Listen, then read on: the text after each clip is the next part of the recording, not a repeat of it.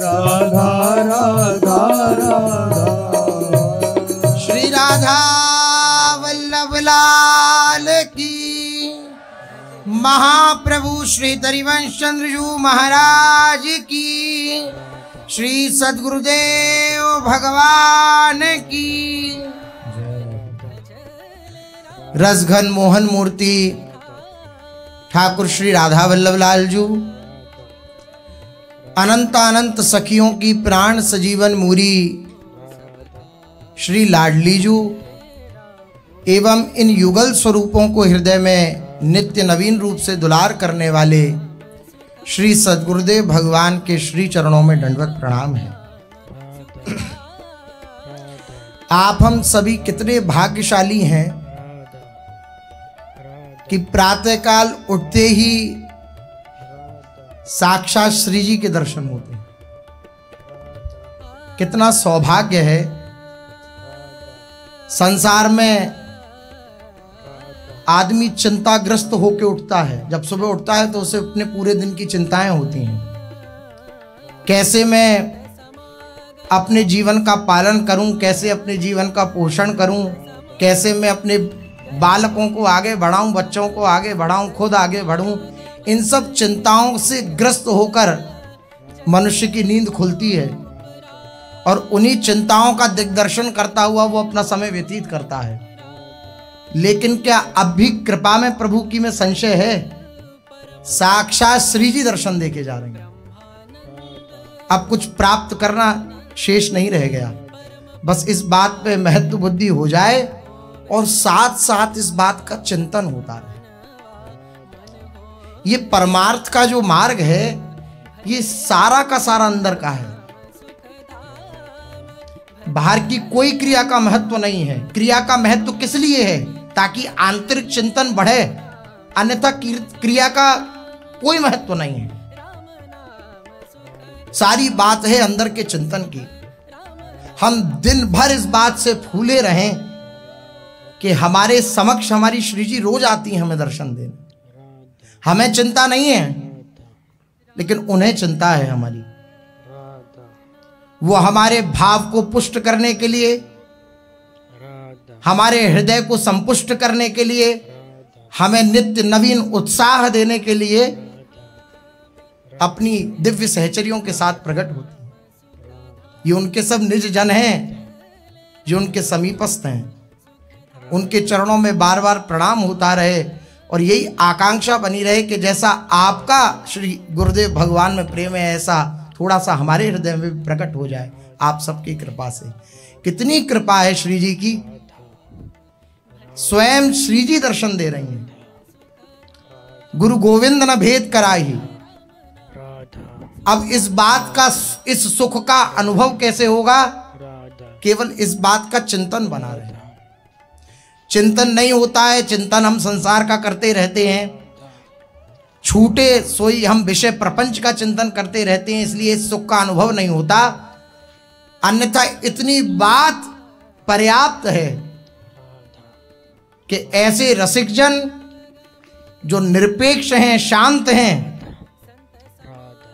जिनके आगे पीछे युगल सरकार इनकी दोनों पहियां पकड़ के चलते हैं,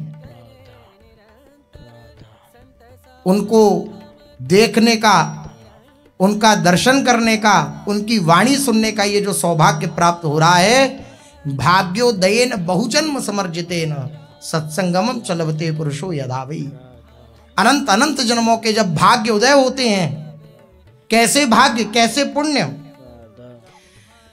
संसार की किसी भी शुभ कर्म में उसके फलस्वरूप, उसके पुण्य में इतनी सामर्थ्य नहीं है कि हरि गुरु का कृपा प्रसाद दिला दे, संत जनों का दर्शन दिला दे। किसी जन्म में सौभाग्यवश संतों की या प्रभु की सेवा बन गई होगी, उस सेवा का फल है संतों का दर्शन। उस सेवा का फल है ऐसे महापुरुषों का दर्शन। तो अनंत अनंत जन्मों के जब ऐसे भाग्य उदय होते हैं, तब जाकर के ऐसे महापुरुषों का ऐसा महत् संग प्राप्त होता है। इस संग के प्रति महत्व बुद्धि करें और इसका चिंतन करें तो तुरंत लाभ मिलता है। चिंतन ना होने के कारण क्रिया प्रधान होने के कारण आपको उस आनंद की अनुभूति नहीं होगी से जिस आनंद की अनुभूति के लिए इस मार्ग पर आए हैं, उस आनंद की अनुभूति नहीं होगी।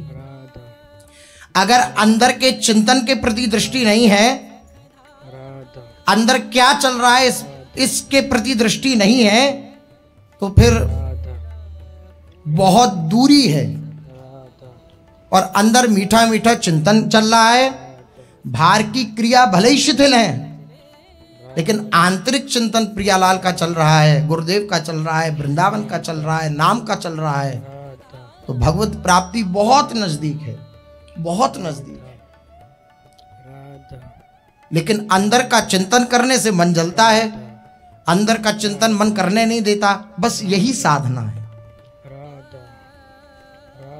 वैराग योग युक्तेन चेतसा नान्यगामिनः, वैराग्य से युक्त होकर के इस बात का हमेशा निरीक्षण करते रहना कि हमारा चित्त कहीं और तो नहीं जा रहा, नाम रूप लीला धाम या उनके जनों से विलग होकर के। एकांत में बैठे हैं, ना माला है ना कोई, और सहज में कहाँ चिंतन हो रहा है, बस वहीं आश्रय वृत्ति है। एकदम छोड़ दिया जाए कि अब आपकी स्थिति, चित्त की स्थिति क्या है, क्या चल रहा है, तो लौटकर प्रभु के चरणों में ही जानी चाहिए, तब तो बात ठीक है। अगर शरीर संसार व्यवहार के विषय में सोच रही है तो अभी दूरी है। आंतरिक चिंतन, इस पर बहुत बहुत महत्वपूर्ण होकर दृष्टि देनी चाहिए।